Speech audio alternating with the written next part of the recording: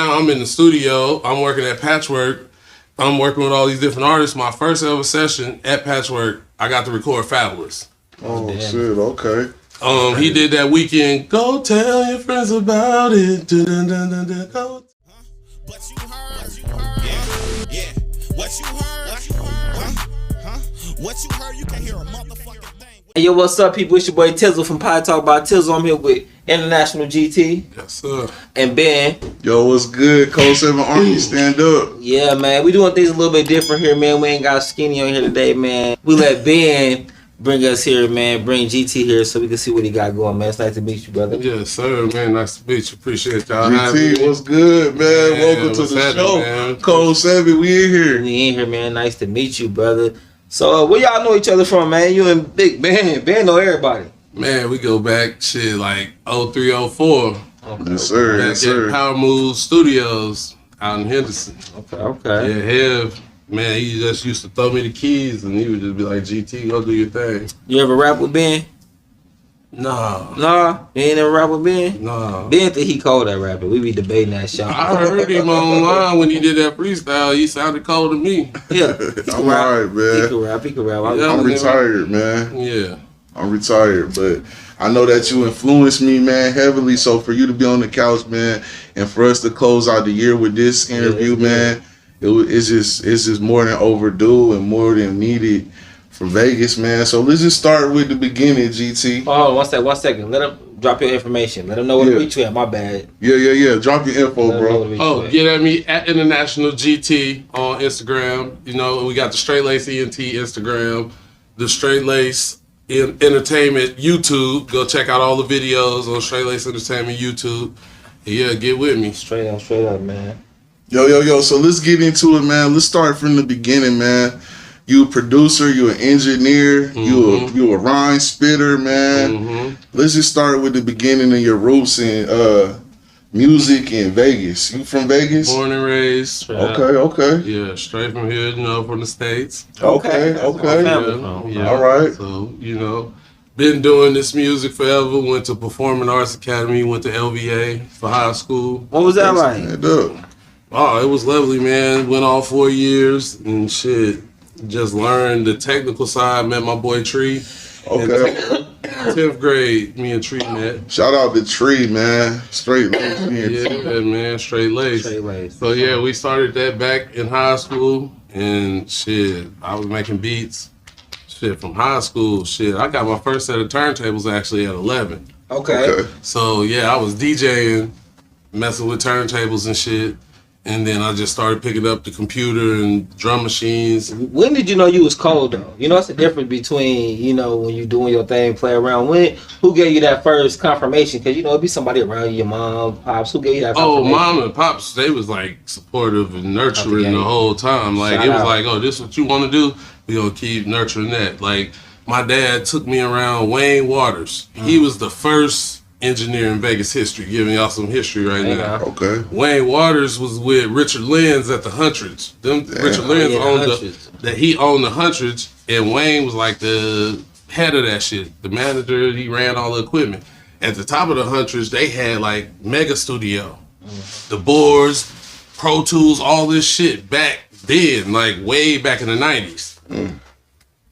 So my pops, he used to do all 702 shit and all of that. He dropping gems. So it's like my pops used to just take me around him. So he was the first person I seen be an engineer and like record music. And I got to go in the studio like, oh shit, seeing studio equipment and all of that as a kid. So my pops, once he knew that I wanted to do this shit, like he always put me around music. I just always played basketball and all that shit. So people didn't really know what was what. I played basketball at El Dorado, 9th through 11th, all varsity. Then I went to Vegas High School my senior year, varsity. So I played varsity basketball all 4 years. Then the Kappa League, all that shit. So people knew me all around the city, but people was like, what school does he go to? I was always at LVA, 9th through 12th grade. So then I would play ball for my home schools.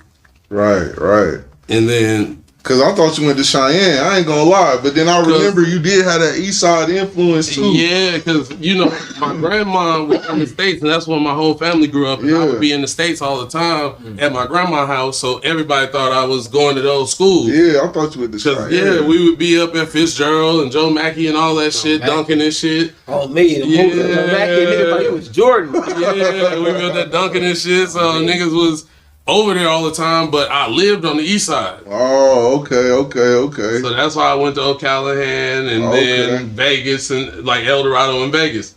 Cause I was on the east side. So that's how all the east side people knew me. Okay. So I knew niggas everywhere. Right. Northtown, east side, west side. I was in the Kappa League, so I was at Doolittle all the time, in the West Las Vegas Library.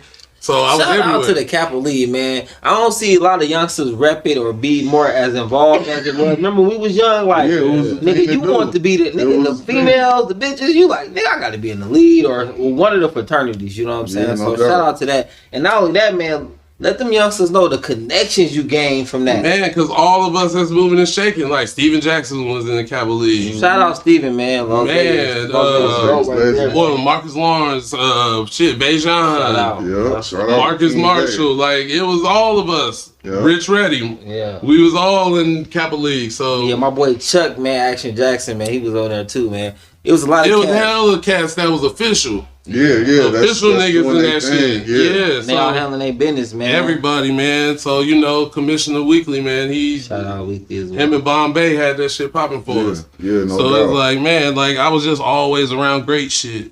And being at LVA, my parents were like, all right, you gonna go to this performing arts school because you want to be a part of what you really trying to do. So I would be doing my music shit and still hooping and all that shit with everybody else. So I had the best of both worlds. That's what's And up, so man. from there, man, the music shit, I was just always doing this shit. I knew I was cold with that shit, man, back as a youngster, man, because Chops, Keith Jones used to go by Chops when he was rapping. Mm-hmm. All them cats, Slim, DJ Slim, Okay.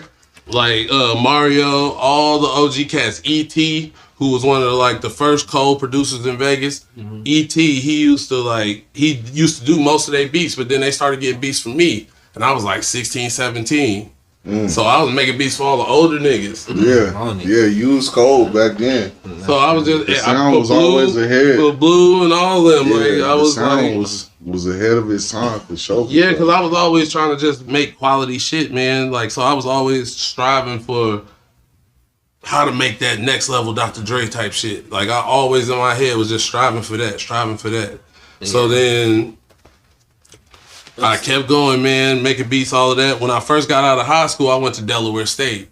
Okay. On basketball so scholarship. you did pursue your basketball. That's cool. But I only went up there for 3 months though. What? I got hurt. Oh, They shit. told me you can redshirt and stay up here, or you can try to rehab and try to play now, or you can go home. I was like, I'm going home. Damn. It'd be hard to leave Vegas though. People don't realize that when you're young, it seems like it's like hard for a lot of our college athletes to leave, man. Man, it's like being a young motherfucker, just going all the way across country by yourself. You out there, I'm training every day. It's cold in a motherfucker in Delaware. It's raining. They wake you up at 5 a.m. to go run the track. It's raining like a motherfucker, and you gotta just be out there running. And they ready to go home. Then you go in the gym, running some more. Then you go to breakfast, go to class. Then you got work out in the middle of the day. Then you go back to class. Then you got practice, the regular practice at the end of the day. So you training like a motherfucker. Damn. So then I get hurt. I pull my shit. I was gonna be out for like 2 months. Damn. I was like, man, I'm going home. I came home, doing my shit at home. I'm still making music and shit. Me and Treason got back together. Okay. I'm going to CSN. Yeah. Yeah, where everybody went. I'm doing that and motherfucking making music. Me and Tree making tapes. Then we start working with everybody. That's when we was working with Lil Will, Slim, and all as Misplaced.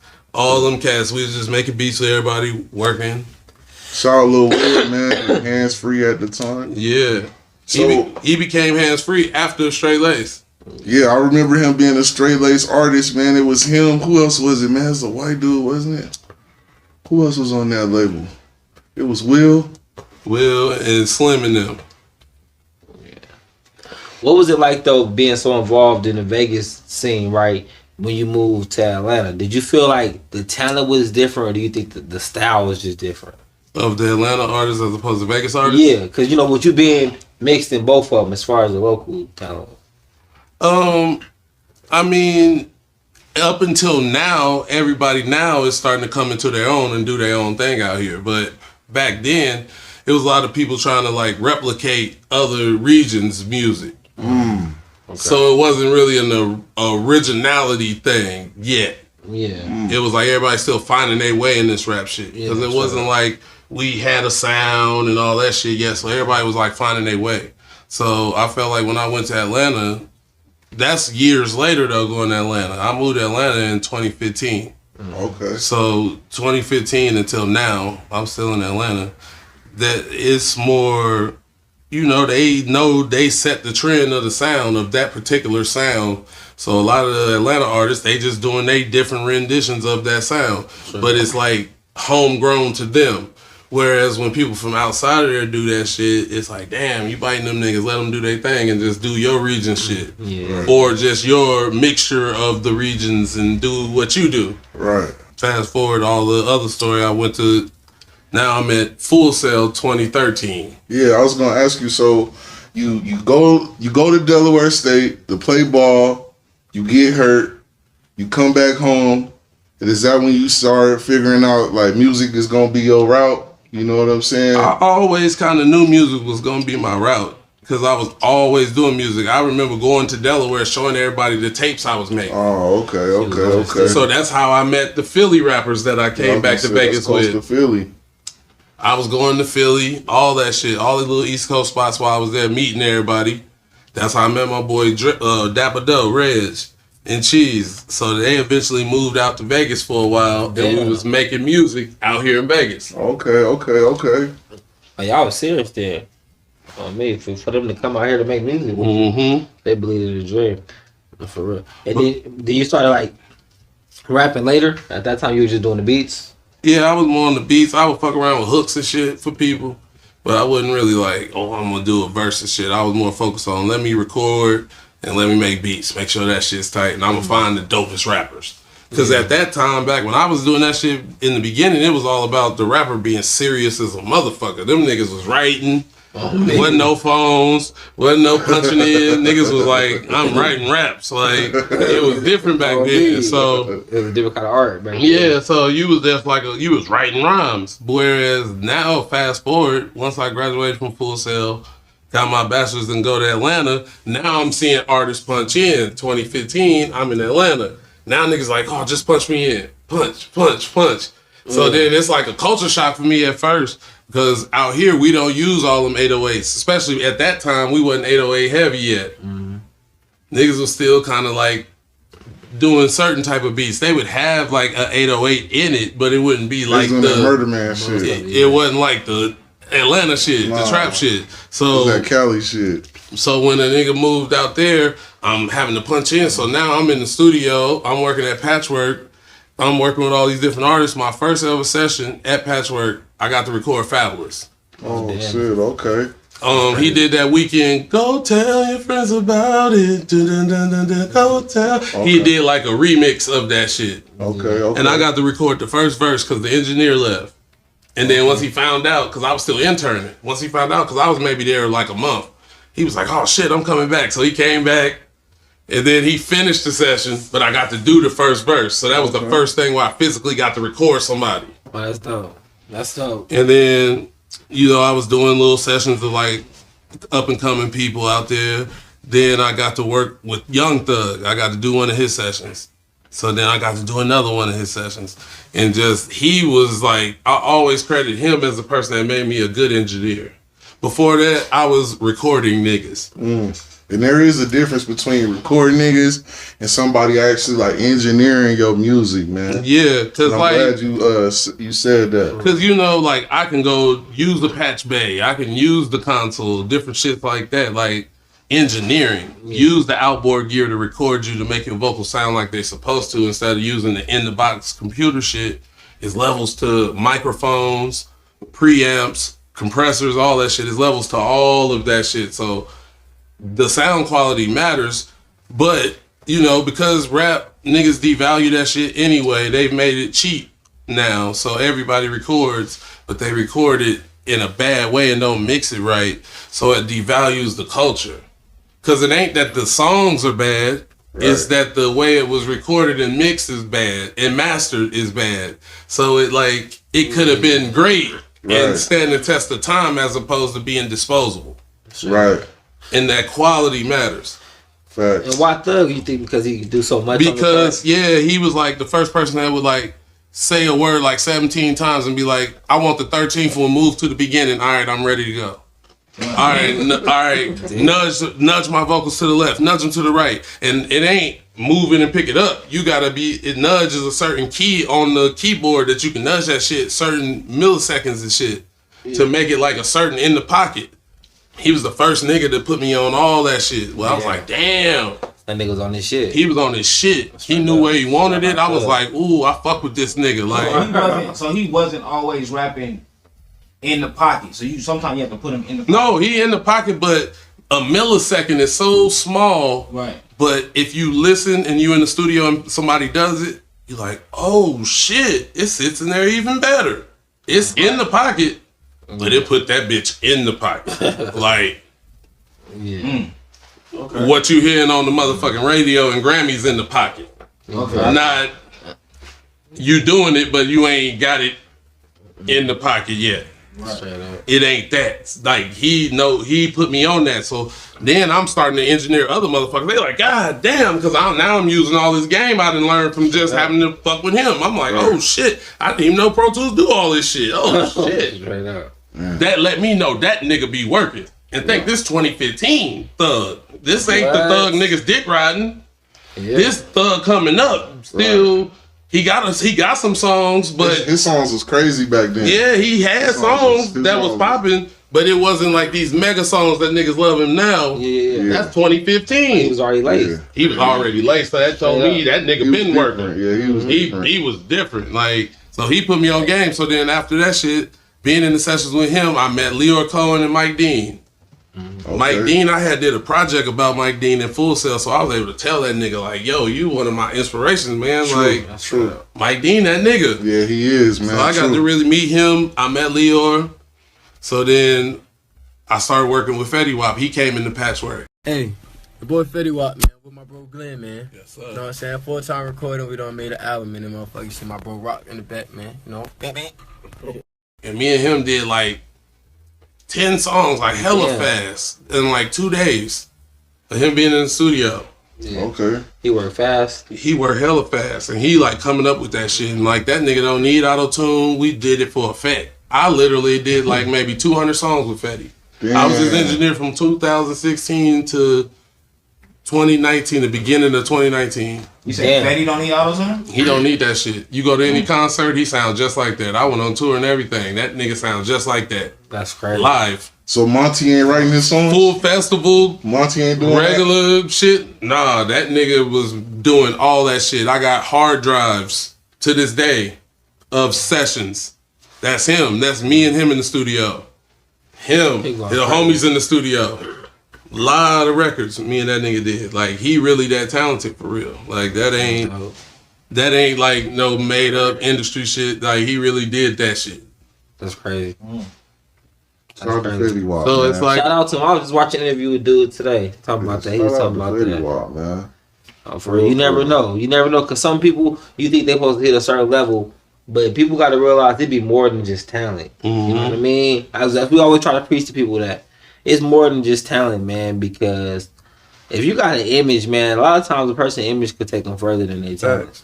And it's unfortunate a lot of times, but their image could take them further than their talent. That's work. Like, that's work. When you think about the Young Thugs and the Fetty Waps, like, they don't get as much credit in hip hop. I think Young Thug get a lot of credit as far as being an inspiration. Yeah. But they don't get a lot of credit as far as hip hop. Right. The work ethic. Like you're saying, the work that they put in to Young Thug to know how he wanted his music engineered, what he wanted words to do. Like the work is crazy. Like it make a lot of people sound more lazy. You know what I'm saying? Because you don't think of that in people. Facts, man. No, it was a blessing to be around that. Like, But I did the due diligence because like a lot of people in their late 20s would never go intern for free.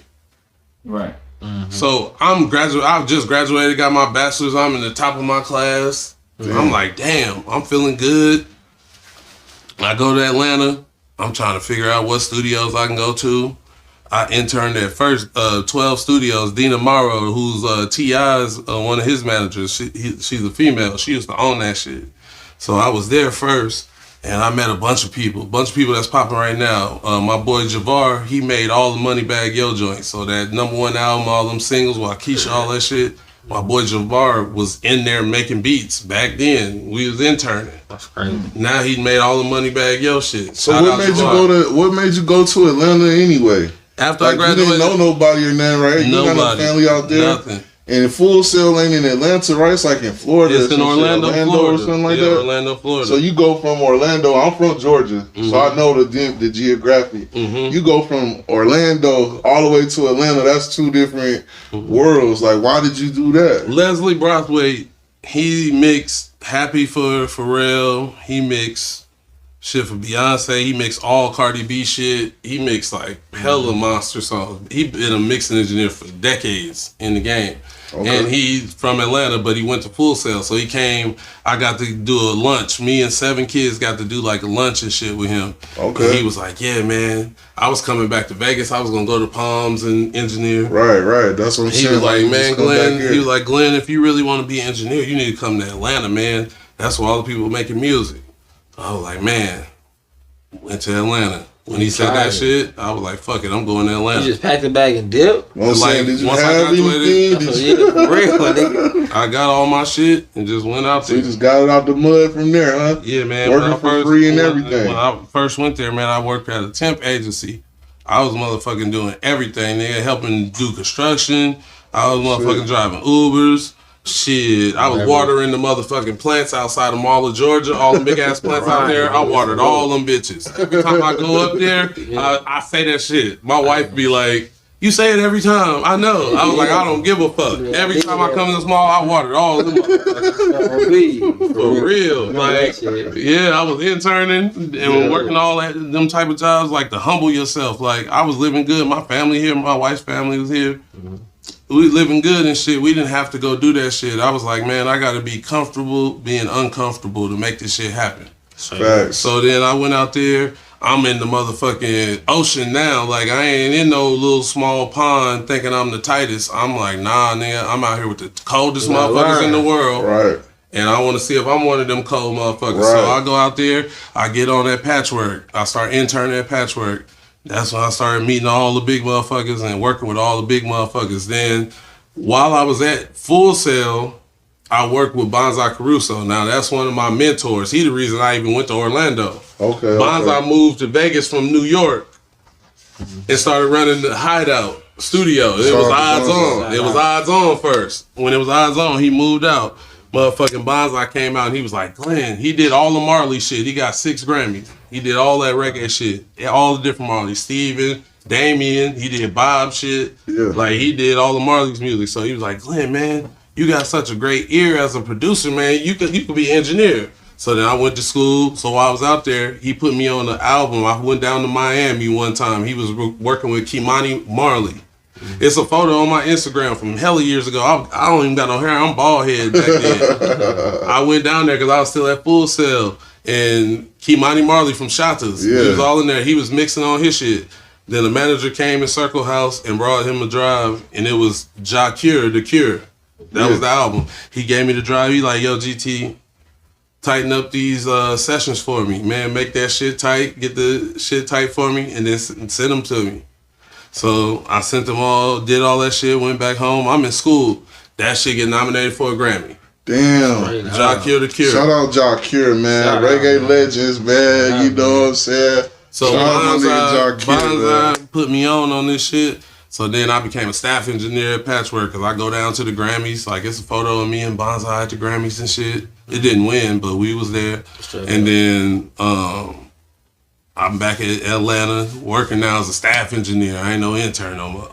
So then, you know, I'm working with Fetty. I done got a chance to work with 21 Savage. 21 is the man, though. I fuck with him. He a good dude. Yeah. He a good dude, man. His wordplay so simple, man. Is it easy to record him? It was easy to record him because I didn't work with a few motherfuckers now, so I got a rhythm now. I got a sound. Yeah. So now, shit, working with him was cool. I did the Murder remix with him and NBA Youngboy. Okay. I did his verse, the bullshit that he did with Day Day. Okay. Yeah. We did that, and then he did one with No Plug. That like, you better watch them niggas. I did him and No Plug. Okay. So then, Shout No Plug, man. so then I recorded all that shit. He was a cool ass nigga. And then I really got active with Fetty. So then I started traveling around with him after that. And Okay. How was that like traveling? traveling was cool because I went out to LA a bunch. We went to New York and all that shit a bunch, and Jersey, and just moving around. But going out and meeting the different people and getting cool with the different motherfuckers, being around, building relationships. Like I got cool with OG Louie.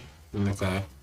OG Louie was Snoop Dogg weed man, so we would go Louis fuck with 13. Louie. So we would go fuck with Louie. Like Louie is in my West Coast video. Like I'm in his spot in my music video. He's singing the song, the whole music video in there. So Up the best smoke, boy. Niggas already know. Rolling up the best stroke, man. Niggas already know. Too high in Jersey. Maybe cause you smell it. 13. that's like my man. Like, yeah, that's my man. So like we would always go there and like fuck with Louis. So like to this day I go to LA, fuck with Louis. Like, so just different relationships, being with him and making all them songs. That's how I had him on Elevation. Fetty was on there. Right. George Clinton did the intro of Elevation. This George Dr. Funkenstein Clinton saying, yo, it's elevation, Glenn, and elevation. Supercharged niggas trying to redefine a pastime. Real niggas never die, realize it's our time. It's that time. George Clinton talking at the beginning because I mixed 5 songs on their last Parliament album. Damn. Like my parents was able to go buy that shit and see their son name in the Parliament George Clinton album. That shit was beautiful. It made my parents proud. You feel me? Right. Like, That's what it do right there. Who you recorded first time when you was just like shocked, like damn, I'm really like nigga, my hard work really paid off.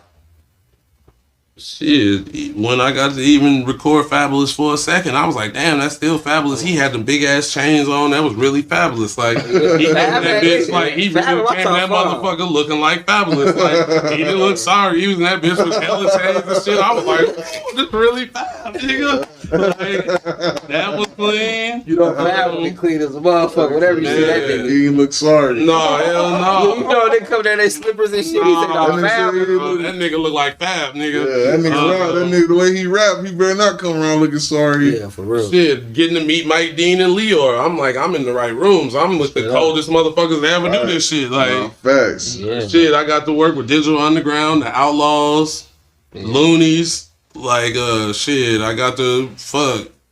Shit, when I worked with Fetty, he was hot than a motherfucker. So we had moved around. I got to work with Sean Garrett. Son Garrett, the pen, man. Shit, George Clinton is like incredible because I'm a huge Dr. Dre fan. So he inspired Dre. So it was like an honor to be able to do that shit. So when he did, I literally mixed them songs basically for free.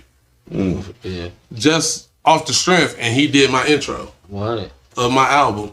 And I was like, nobody can ever take that shit from me. Like, George Clinton really said my name and did my intro. That's dope, I'm a man. part of music, G-Funk history, Straight up, and man. legacy now. Like, he did my first solo album. He's the intro. He talked before the music started. Then, bam. Right. So it's like getting to have that is like special. Yeah.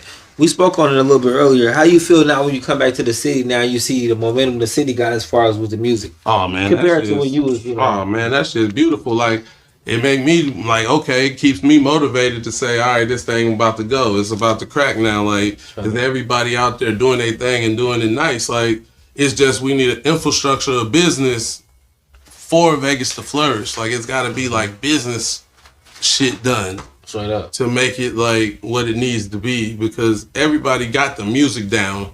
Now we got to get all the other shit. Yeah, straight up.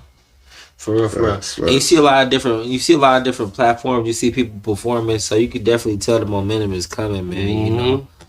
As far what you got going on next? As far as music or shit, man, we dropping new music. International GT, look me up on all platforms. The music, I've been dropping singles, man, just to test the water, see how shit is. I had an album ready to go, shit, all year basically. That's been mastered and all that shit since the top of this year. Yeah. But I just been putting out songs. I put out Loose Leaf just to see what the DJs would like. And this bitch not that sweetie. Got that Glocky on me, better not approach me.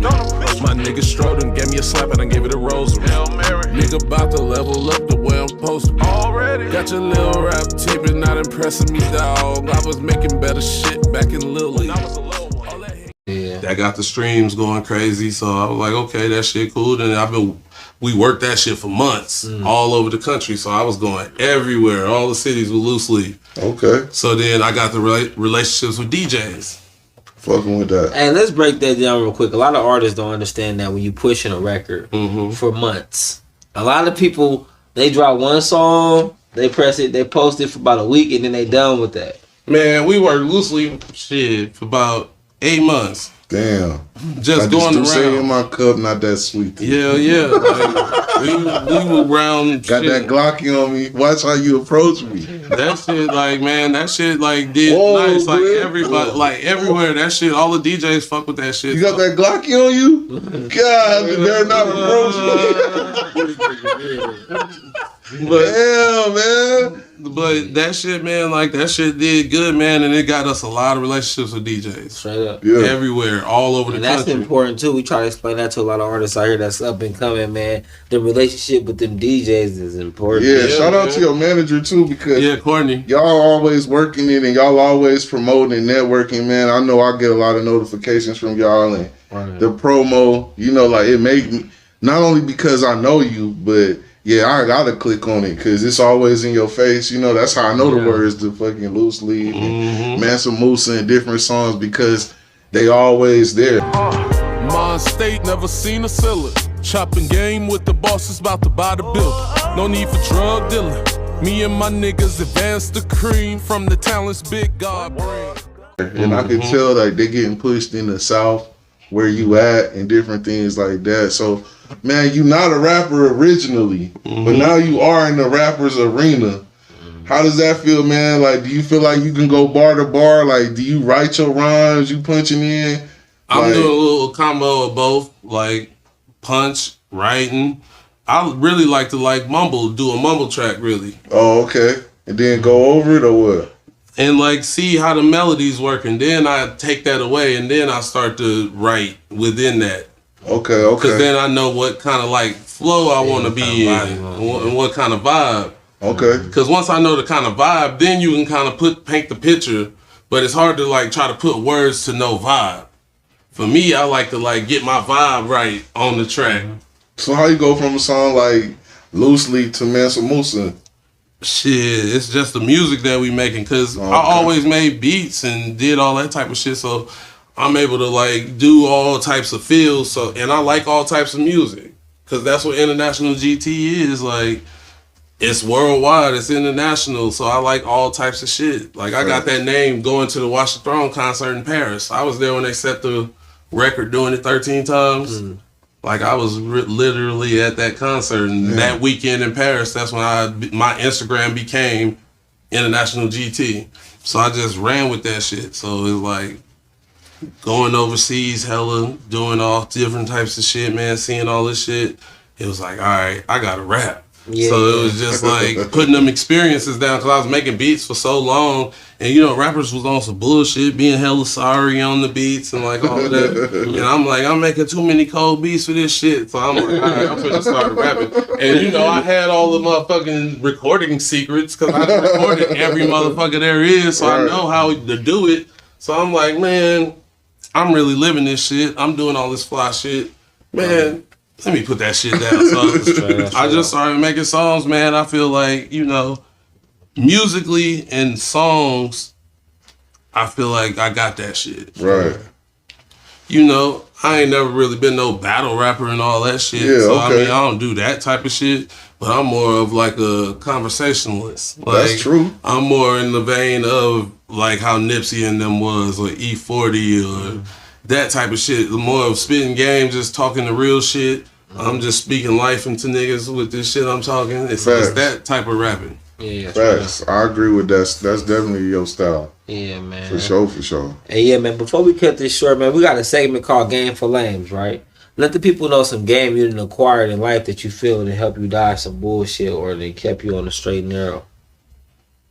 Man, I always try to follow the Holy Spirit, man. That's that little instinct thing in your gut when that shit be feeling like, nigga, I be that's God trying to tell you, hold on, nigga, think about that shit. Sure. So listen to yourself. Listen to your gut. Don't think you tripping. Nah, listen to yourself.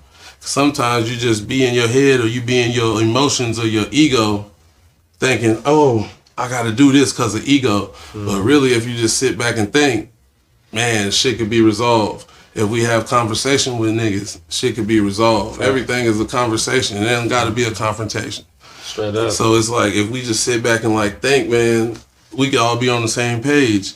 It don't got to be no bullshit. And it's like, if it's that serious where it's bullshit, get you a lawyer and then do some business. For sure. But it's like, niggas need to have conversations, man, and get on the same page and never let the ego and emotions get in the way. And one other thing I want to go ahead and shed some light on before we cut this shit short is you always said, earlier you said in rap is the only place where everybody feel like everything is a competition. And I feel like that's what hold a lot of people back. Mm-hmm. You know what I'm saying? Like, people don't even want to work with a person better than them. You know what I mean? Mm-hmm. It's like they taking it personal. Mm-hmm. Like they taking other people's success personal. And I think that's where that fucked up the line get fucked up at. You know what I mean? Never think giving somebody their flowers or credit for something is diminishing you as a person. True. It ain't never diminishing you. That's just showing that you're a real man when you can like give somebody else respect. You still who you are, and if you're confident in truly what you do, you not feeling inferior or even in competition to anybody.